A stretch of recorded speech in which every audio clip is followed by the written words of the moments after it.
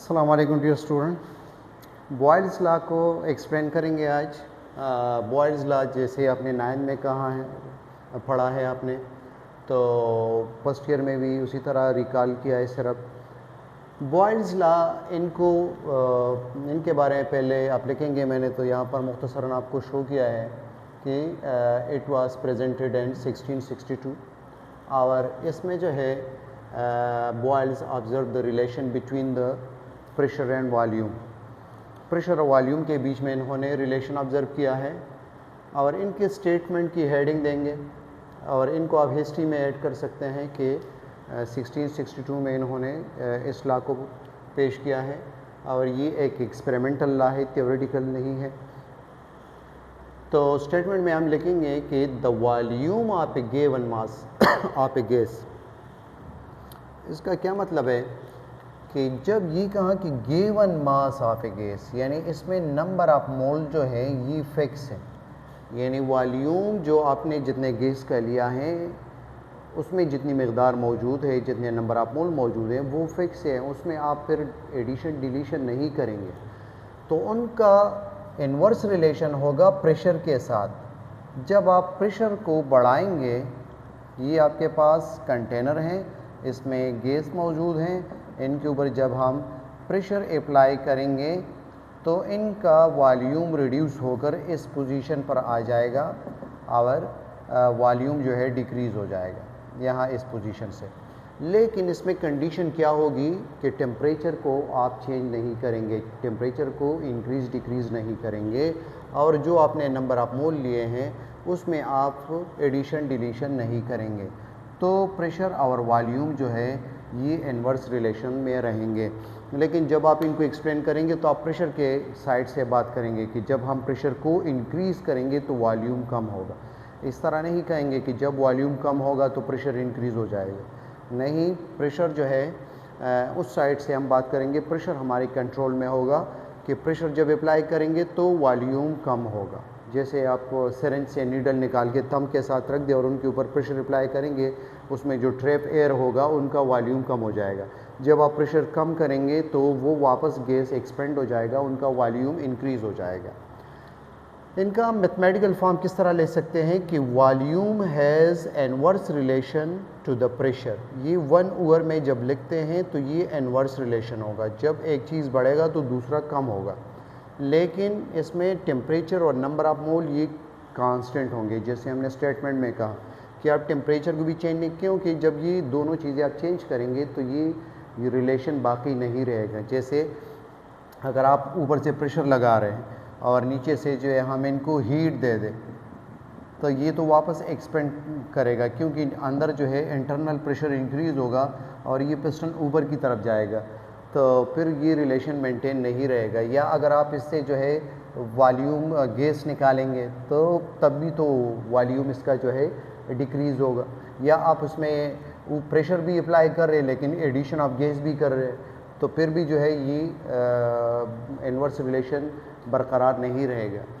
और जब प्रेशर को हम डबल करेंगे तो वॉल्यूम उसका हाफ होगा। लेकिन ये आइडियल गैस के लिए, जो रियल गैसेस होते हैं उनका हाफ से थोड़ा ज़्यादा कम होगा, क्योंकि उसमें अट्रैक्शन जो है पाया जाता है। लेकिन ये तो आइडियल गैसेस के लिए है ये तमाम लाज, तो ये रियल गैसेस के ऊपर 100% अप्लाई नहीं होंगे।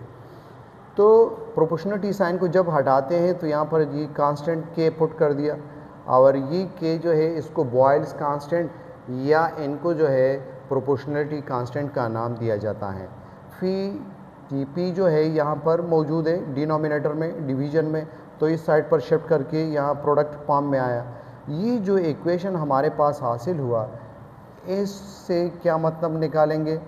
इसका मतलब ये है कि जब भी आप प्रेशर और वॉल्यूम का प्रोडक्ट लेंगे, जब भी इनको आप मल्टीप्लाई करेंगे किसी भी कंडीशन में, यानी पहले आपके पास प्रेशर P1 V1 था, फिर P2 V2 हुआ, फिर P3 V3, तो तमाम केसेस में आपके पास जब ये दोनों कंडीशन कांस्टेंट रहेंगे तो ये जो है आपके पास इनिशियल और फाइनल रिज़ल्ट इनका सेम होगा। यानी इनको हम इससे हम बॉयल्स लॉ को इस तरीके से भी इसका स्टेटमेंट बना सकते हैं कि the product of pressure and volume remain constant it constant temperature and number of moles. जो नंबर ऑफ मोल्स हमने लिए है और उनका जब टेम्परेचर कांस्टेंट होगा तो इनका ये प्रोडक्ट भी कांस्टेंट रहेगा। लेकिन कैसे? फॉर एग्जांपल आपके पास अगर पाइप एटीएम प्रेशर है और आप जो है वॉल्यूम इस वक्त 10 dm क्यूब है, तो जब आप प्रेशर को डबल करेंगे, यानी इनको मैं अगर 10 atm कर दूं तो इसके बदले आपके पास ये वॉल्यूम जो है ये हाफ हो जाएगा, 5 dm क्यूब हो जाएगा। तो आपको 10 से मल्टीप्लाई करके तब भी 50 आएगा, अगर 10 को 5 से करेंगे फिर भी 50 आएगा।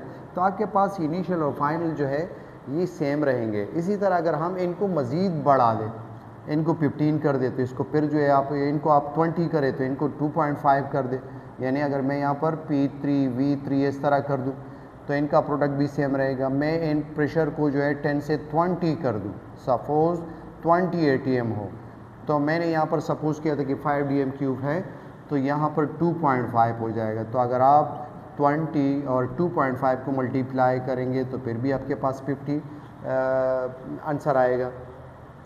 तो आपके पास प्रोडक्ट जो है रिमेन कांस्टेंट रहेगा। अगर एक कंपोनेंट जो है बढ़ता है तो उसके बदले दूसरा घटता भी है, तो उनका मेन प्रोडक्ट रिज़ल्ट जो है सेम आएगा। इनके अलावा जब भी आपके पास दो चीज़ें हो और उनका इन्वर्स रिलेशन हो तो उनका जो ग्राफ होगा वो इस तरह कर्व की शक्ल में आएगा। इनको हम हाइपरबोलिक कर्व या ग्राफ भी कहते हैं, हाइपरबोलिक ग्राफ। या इनके अलावा इस कंडीशन में टेम्परेचर जो है कांस्टेंट है तो इनको आइसोथर्म ग्राफ भी कहा जाता है। आइसो सेम थर्म हीट, यानी टेम्परेचर जो है इसमें कांस्टेंट है तो इसको आइसोथर्म ग्राफ भी कहा जाता है। या इनको PV प्लॉट भी कहा जाता है, क्योंकि P और V के बीच में बना है तो PV प्लॉट या PV ग्राफ भी कह सकते हैं, PV ग्राफ। तो आपके पास प्रेशर कोई भी आप एग्जांपल के तौर पर एक यूनिट ले लें, यहाँ पर volume centimetre cube, dm cube, metre cube, आप वॉल्यूम ले लें साइड पर। अगर आप भूल जाते हैं इसमें कि किस पिक्चर को एक्सेस और किसको वाई एक्सेस पे लेना है, तो जो आपके कंट्रोल में है, यानी प्रेशर के थ्रू हम वॉल्यूम को कंट्रोल करते हैं, प्रेशर हम इंक्रीज़ डिक्रीज़ कर सकते हैं, तो इनको जो है हम एक्स एक्सेस पर लेंगे और वॉल्यूम इनके ऊपर फिर डिपेंडेंट है तो इनको वाई एक्सेस पर लेंगे। जिस तरह चार्ल्स लॉ में हम टेम्परेचर और वॉल्यूम के बीच में बनाएंगे, तो टेम्परेचर हमारे कंट्रोल में है, उनको हम इंक्रीज़ डिक्रीज़ करते हैं तो उनको हम एक्स एक्सेस पर लेंगे और इनको वाई एक्सेस पर वॉल्यूम लेंगे। तो यहाँ पर प्रेशर कम है तो वॉल्यूम ज़्यादा है, सपोज़ 8 dm क्यूब है। ये आपके पास जो है प्रेशर इंक्रीज़ कर रहा है तो वॉल्यूम जो है डिक्रीज़ हो रहा है। तो ये कर्व हमारे पास इनका जो है ये ग्राफिकल रिप्रेजेंटेशन होगा। तो ये था हमारे पास बॉयल्स लॉ। इंशाल्लाह नेक्स्ट टाइम चार्ल्स लॉ के बारे में बात करेंगे। शुक्रिया।